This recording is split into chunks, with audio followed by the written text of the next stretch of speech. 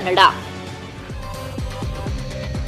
Chamarajanagar oxygen ಸಾವಿನ ಪ್ರಕರಣಕ್ಕೆ Mysuru DC Rohini ಸಿಂಧೂರಿಯೇ ಕಾರಣವ?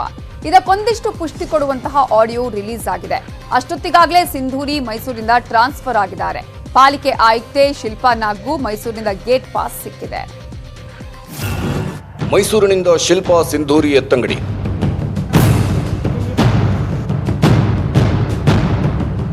Mysuru ಜಿಲ್ಲಾಧಿಕಾರಿಯಾಗಿದ್ದ Rohini ಸಿಂಧೂರಿಯನ್ನ ಸರ್ಕಾರ ನಿನ್ನೆ ರಾತ್ರಿ ಧಾರ್ಮಿಕ ದತ್ತಿ ಇಲಾಖೆಗೆ ವರ್ಗಾವಣೆ ಮಾಡಿದೆ. ಸಿಂಧೂರಿ ಜೊತೆ ಸಮರ ಸಾರಿದ್ದ ಶಿಲ್ಪಾ ನಾಗರನ್ನ ಗ್ರಾಮೀಣಾಭಿವೃದ್ಧಿ ನಿರ್ದೇಶಕರಾಗಿ ಬೆಂಗಳೂರಿಗೆ ವರ್ಗಾವಣೆ ಮಾಡಲಾಗಿದೆ. ಸರ್ಕಾರಕ್ಕೆ ಆಗುತ್ತಿದ್ದ ಮುಜುಗರ ತಪ್ಪಿಸಿಕೊಳ್ಳಲು ಇಬ್ಬರನ್ನು ಎತ್ತಂಗಡಿ ಮಾಡಿ ಸಿಎಂ ಸೇಫ್ ಆಟ ಶುರು ಮಾಡಿದ್ರು. ವರ್ಗಾವಣೆಯನ್ನು ರದ್ದುಗೊಳಿಸಿ ಅಂತ ಇವತ್ತು ರೋಹಿಣಿ ಸಿಂಧೂರಿ ಸಿಎಂ ಮನೆಗೂ ಬಂದು ಮನವಿ ಮಾಡಿದ್ರು. ಆದರೆ ಸಿಂಧೂರಿ ಮನವಿಗೆ ಬಿಲ್ಕುಲ್ ಆಗಲ್ಲ ಅಂತ ಸಿಎಂ ಉತ್ತರ ಕೊಟ್ಟು ಕಳಿಸಿದ್ರು. ರೋಹಿಣಿ ಸಿಂಧೂರಿ ಅವರು ಭೇಟಿ ಮಾಡಿದ್ರು. ಬೆಳಿಗ್ಗೆ ಏನ್ ಚರ್ಚೆ ಮಾಡಿದ್ದಾರೆ? ವರ್ಗಾವಣೆ ಆಗಿತ್ತಲ್ಲ, ಅದಕ್ಕೆ ಬಂದಿದ್ರು. ಒಂದ್ಸರಿ ವರ್ಗಾವಣೆ ಆದ್ಮೇಲೆ ಮತ್ತೆ ಮರುಪರಿಶೀಲನೆ ಮಾಡೋ ಪ್ರಶ್ನೆ ಉದ್ಭವ ಆಗೋದಿಲ್ಲ, ಬಂದು ರಿಪೋರ್ಟ್ ಮಾಡ್ಕೊಳ್ಳಮ್ಮ ಅಂತ ಹೇಳಿದ್ದಾರೆ. ಸಿಂಧೂರಿ ಮನವಿಗೆ ಸೊಪ್ಪು ಹಾಕದ ಸಿಎಂ. ಅಧಿಕಾರ ಹಸ್ತಾಂತರಕ್ಕೂ ರೋಹಿಣಿ ಗೈರು. ರೋಹಿಣಿ ಸಿಂಧೂರಿ ಜಾಗಕ್ಕೆ ಮೈಸೂರಿಗೆ ನೂತನ ಜಿಲ್ಲಾಧಿಕಾರಿಯಾಗಿ ಡಾಕ್ಟರ್ ಬಗಾದಿ ಗೌತಮ್ ಬಂದಿದ್ರು. ರೋಹಿಣಿ ಸಿಂಧೂರಿ ಬರ್ತಾರೆ, ಅಧಿಕಾರ ಹಸ್ತಾಂತರ ಮಾಡ್ತಾರೆ ಅಂತ ಕಾಯ್ತಾ ಕೂತಿದ್ರು. ಆದರೆ ರೋಹಿಣಿ ಸಿಂಧೂರಿ ಬರಲಿಲ್ಲ. ಕೊನೆಗೆ ಅಪರ ಜಿಲ್ಲಾಧಿಕಾರಿ ಮಂಜುನಾಥ್ ಮೂಲಕ ಬಗಾದಿ ಗೌತಮ್ ಅಧಿಕಾರ ಸ್ವೀಕರಿಸಿದ್ರು. ವಾಟ್ಸ್ಆಪ್ನಲ್ಲಿ ಮೈಸೂರು ಜನತೆಗೆ ಧನ್ಯವಾದ ತಿಳಿಸಿರೋ ರೋಹಿಣಿ ಸಿಂಧೂರಿ, ಸಂದಿಗ್ಧ ಪರಿಸ್ಥಿತಿಯಲ್ಲಿ ನಾನು ಮಾಡಬಹುದಾದಷ್ಟು ಉತ್ತಮ ಕೆಲಸವನ್ನ ಮಾಡಿದ್ದೇನೆ ಎಂಬ ಸಂದೇಶ ರವಾನಿಸಿದ್ರು. ಇದಕ್ಕೆ ತದ್ವಿರುದ್ಧ ಮಾತಾಡಿದ್ರು ಹೊಸ ಡಿಸಿ.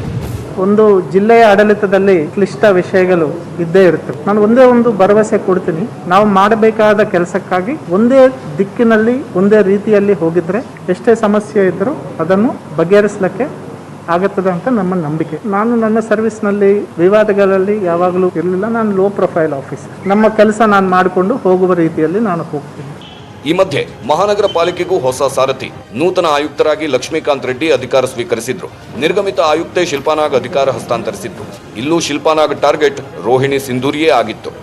ನಾನು ಎಲ್ಲೆಲ್ಲಿ ಕೆಲಸ ಮಾಡಿದ್ದೀನಿ, ನಂದು ಏನೋ ಟ್ರ್ಯಾಕ್ ರೆಕಾರ್ಡ್ ಇದೆ. ಅವರು ಎಲ್ಲೆಲ್ಲಿ ಕೆಲಸ ಮಾಡಿದ್ದಾರೆ, ಅವ್ರದ್ದು ಏನು ಟ್ರ್ಯಾಕ್ ರೆಕಾರ್ಡ್ ಇದೆ. ಯಾರ ಮನೆಯಲ್ಲಿ ರಿಯಲ್ ಎಸ್ಟೇಟ್ ಡೀಲರ್ಸ್ ಇದ್ದಾರೆ, ಬ್ರೋಕರ್ಸ್ ಇದ್ದಾರೆ. ನಾನು ಮಧ್ಯಮ ವರ್ಗದಿಂದ ಬಂದಿರೋಳು. ನಿನ್ನೆ ಕೂಡ ಒಬ್ಬರು ಯಾರನ್ನೋ ಮನೆಗೆ ಕರೆಸ್ಕೊಂಡು, ಅಫಿಷಿಯಲ್ ರೆಸಿಡೆನ್ಸ್ಗೆ ಕರೆಸ್ಕೊಂಡು ಅನ್ನೆಸೆಸರಿ ಮಾಹಿತಿ ಇಲ್ಲದೆ ಇರೋವಂಥದ್ದು ಕೊಟ್ಟು, ಇದೆಲ್ಲ ಒಂದು ಗಬ್ಬೆಬ್ಸೋವಂಥದ್ದು, ಜನರಿಗೆ ದಿಕ್ ತಪ್ಪಿಸೋವಂಥದ್ದು. ಬಟ್ ಅದನ್ನು ಹಾಳು ಮಾಡುವಂಥ ಅಧಿಕಾರಿಗಳು ಯಾರೂ ಇರಬಾರ್ದು ಅಂತ ನಾನು ಓಪನ್ ಆಗಿ ಫಸ್ಟ್ ಟೈಮ್ ನನ್ನ ಕೆರಿಯರ್ನಲ್ಲಿ ಈ ಥರ ಸ್ಟೇಟ್ಮೆಂಟ್ ಮಾಡಿರುವಂಥದ್ದು. ಟ್ರಾನ್ಸ್ಫರ್ ಜೊತೆಗೆ ವಿವಾದದ ನಂಟು. ಮೈಸೂರು ಬಿಟ್ಟು ಹೋಗುವಾಗಲೂ ಶಾಕ್. ಚಾಮರಾಜನಗರಕ್ಕೆ ಆಕ್ಸಿಜನ್ ದುರಂತ ಸಂಬಂಧ ಮೈಸೂರು ಡಿಸಿಯಾಗಿದ್ದ ರೋಹಿಣಿ ಸಿಂಧೂರಿ ವಿರುದ್ಧ ಆರೋಪ ಕೇಳಿಬಂದಿದೆ. ಆಕ್ಸಿಜನ್ ದುರಂತಕ್ಕೆ ರೋಹಿಣಿ ಸಿಂಧೂರಿ ಕಾರಣ ಅಂತ ಬಿಜೆಪಿ ರೈತ ಮುಖಂಡ ಮಲ್ಲೇಶ್ ಆರೋಪ ಮಾಡಿದ್ದಾರೆ. ಚಾಮರಾಜನಗರಕ್ಕೆ ಆಕ್ಸಿಜನ್ ಪೂರೈಕೆ ಮಾಡುತ್ತಿರುವುದಕ್ಕೆ ಮೈಸೂರಿನ ಡ್ರಗ್ ಕಂಟ್ರೋಲರ್ ಅನ್ನ ರೋಹಿಣಿ ತರಾಟೆಗೆ ತೆಗೆದುಕೊಂಡಿದ್ದರು ಎನ್ನಲಾದ ಆಡಿಯೋ ಒಂದನ್ನ ರಿಲೀಸ್ ಮಾಡಿದ್ದಾರೆ. ಹೇಳು, ಡಿಸ್ಮಿಸ್ಗೆ ಬರೀಲ್ಲ, ಏನ್ ಮಾಡ್ಲಿ ಹೇಳು? Why again it is going to Chamarajanagar? Southern gas ಹೇಳ್ತಾನೆ ನಾಳೆ ರೀಫಿಲ್ ಗಿಲ್ಲ ಮೈಸೂರಿಗೆ ಅಂತ. ಇಲ್ಲ ಮೇಡಮ್, ಒಂದೇ ಒಂದು ನಿಮಿಷ ಮೇಡಮ್. ಇವತ್ತು ಅಲ್ಲಿ ಟ್ಯಾಂಕ್ ಬರ್ತಾ ಇದೆ ಮೇಡಮ್, ಇನ್ಸ್ಟಾಲ್ ಆಗ್ತಾ ಇದೆ. ನನಗೆ ಇವತ್ತು ನೈಟ್ಗೆ ಸದರ್ನ್ ಗ್ಯಾಸ್ಗೆ 10,000 ಲೀಟರ್ಸ್ LMO ಫಿಲ್ ಆಗ್ಬೇಕು. ನೀವು 11 o'clock ಬಂದ್ಬಿಡು ಆಫೀಸ್ಗೆ with all details. Why are you not? ಏನಕ್ಕೆ ಹೋಗ್ತಾ ಇದೆ ಅಷ್ಟಷ್ಟು? ಈ ಆಡಿಯೋ ರಿಲೀಸ್ ಬೆನ್ನಲ್ಲೇ ರೋಹಿಣಿ ವಿರುದ್ಧ ಕೊಲೆ ಮೊಕದ್ದಮೆ ಹೂಡಬೇಕು, ಇಲ್ಲದಿದ್ರೆ ಹೈಕೋರ್ಟ್ ಮೊರೆ ಹೋಗ್ತೀನಿ ಅಂದ್ರು. ಇನ್ನು ಸಿಂಧೂರಿ ವಿರುದ್ಧ ಸಂಸದ ಪ್ರತಾಪ್ ಸಿಂಹ ಕೂಡ ಪರೋಕ್ಷ ಆರೋಪ ಮಾಡಿದ್ರು. ಆದ್ರೆ ಚಾಮರಾಜನಗರ ಜಿಲ್ಲೆಯಲ್ಲಿ 24 ಜನ ಆಕ್ಸಿಜನ್ ಇಲ್ಲದೆ ಸತ್ತಿದ್ದಾರೆ. ಅದನ್ನು ಯಾರು ಹೊಣೆ ಹೊರಬೇಕು? ರೋಹಿಣಿ ಸಿಂಧೂರಿನೇ ಹೊಣೆ ಹೊರಬೇಕು.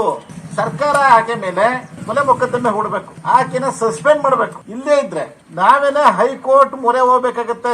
ಮೈಸೂರಿನ ಕಟಕಟೆಗೆ ತಂದು ನಿಲ್ಲಿಸಬಾರ್ದು. ಮೈಸೂರು, ಚಾಮರಾಜನಗರ, ಮಂಡ್ಯದ ಮಧ್ಯದಲ್ಲಿ ಜಗಳ ಆಗುತ್ತೆ ಅನ್ನೋ ಕಾರಣಕ್ಕೋಸ್ಕರ ಅದನ್ನ ನಾನು ಡಿಫೆಂಡ್ ಮಾಡ್ಕೊಂಡೆ.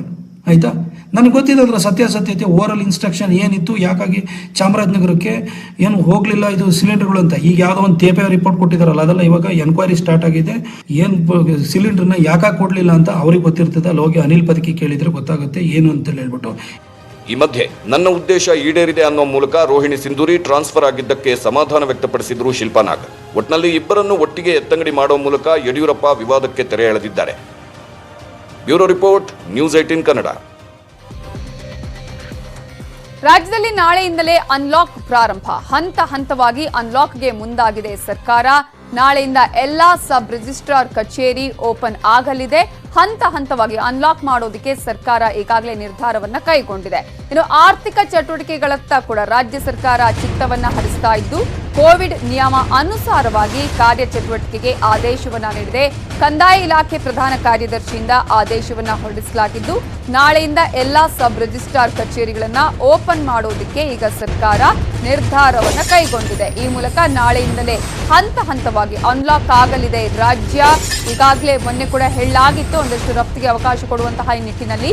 ಸೊ ಆರ್ಥಿಕ ಚಟುವಟಿಕೆಗಳಿಗತ್ತ ಕೂಡ ಈಗ ರಾಜ್ಯ ಸರ್ಕಾರ ಚಿತ್ತವನ್ನ ನೆಟ್ಟಿದೆ. ಕೋವಿಡ್ ನಿಯಮಕ್ಕೆ ಅನುಸಾರವಾಗಿಯೇ ಕಾರ್ಯಚಟುವಟಿಕೆಗಳಿಗೆ ಆದೇಶವನ್ನ ನೀಡಲಾಗ್ತಾ ಇದೆ.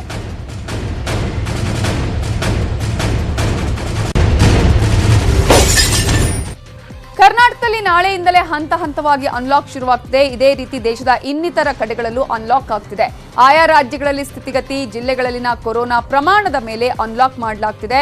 ಮಹಾರಾಷ್ಟ್ರದಲ್ಲಿ 5 ಮಾದರಿಯ ಅನ್ಲಾಕ್ ವ್ಯವಸ್ಥೆ ಮಾಡಿಕೊಳ್ಳಲಾಗಿದೆ. ತಮಿಳುನಾಡಲ್ಲಿ ಕರ್ನಾಟಕದಂತೆಯೇ ಲಾಕ್ಡೌನ್ ಜೂನ್ 14ರವರೆಗೂ ಇರುತ್ತೆ. ಅನ್ಲಾಕ್ ಯಾವ್ಯಾವ ರಾಜ್ಯಗಳಲ್ಲಿ ಹೇಗೆಲ್ಲ ಆಗ್ತಾ ಇದೆ ಅನ್ನೋದನ್ನ ನೋಡ್ತಾ ಹೋಗೋದಾದ್ರೆ,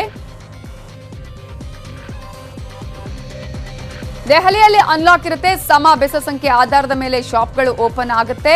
ಇನ್ನು ಶಾಪ್ ಓಪನ್ಗಳು ಆಗ್ತಾ ಇರುವಂತದ್ದು ಮಾರ್ಕೆಟ್ ಮಾಲ್ ಓಪನ್ಗೂ ಕೂಡ ಮಾಲಿಗೂ ಓಪನ್ಗೆ ಅವಕಾಶ ನೀಡಲಾಗಿದೆ. ಖಾಸಗಿ ಕಂಪನಿಗಳಲ್ಲಿ 50% ಸಿಬ್ಬಂದಿ ಬಳಕೆಗೆ ಅವಕಾಶ ನೀಡಲಾಗಿದ್ದು, 50% ಪ್ರಯಾಣಿಕರೊಂದಿಗೆ ದೆಹಲಿ ಮೆಟ್ರೋ ಕೂಡ ಆರಂಭ ಆಗಲಿದೆ. ಮಹಾರಾಷ್ಟ್ರದಲ್ಲಿ ಸಾರಿಗೆ ಬಸ್ಗಳ ಸಂಚಾರಕ್ಕೆ ಅವಕಾಶ ನೀಡಲಾಗಿದೆ. ರೆಸ್ಟೋರೆಂಟ್, ಶಾಪ್ಗಳು ನಾಳೆಯಿಂದಲೇ ಓಪನ್ ಆಗಲಿದ್ದು, ಲಾಕ್ಡೌನ್ ತೆರವು ಬಗ್ಗೆ ಜಿಲ್ಲಾಡಳಿತಗಳಿಗೆ ಅಧಿಕಾರವನ್ನ ನೀಡಲಾಗಿದೆ. ಪಾಸಿಟಿವಿಟಿ ರೇಟ್ ಪ್ರಮಾಣದ ಮೇಲೆ ಲಾಕ್ಡೌನ್ ತೆರವಾಗಲಿದ್ದು, 5% ಕಡಿಮೆ ಪಾಸಿಟಿವಿಟಿ ಇದ್ರೆ ಫುಲ್ ಫ್ರೀ ಮಾಡಲಾಗುತ್ತೆ.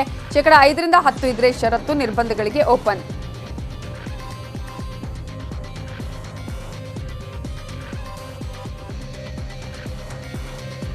ಅಗ್ರ ರಾಷ್ಟ್ರೀಯ ವಾರ್ತೆಯಲ್ಲಿ ಉಳಿದ ಪ್ರಮುಖ ಸುದ್ದಿ ನೋಡೋಣ ಬ್ರೇಕ್ ಆದ್ಮೇಲೆ.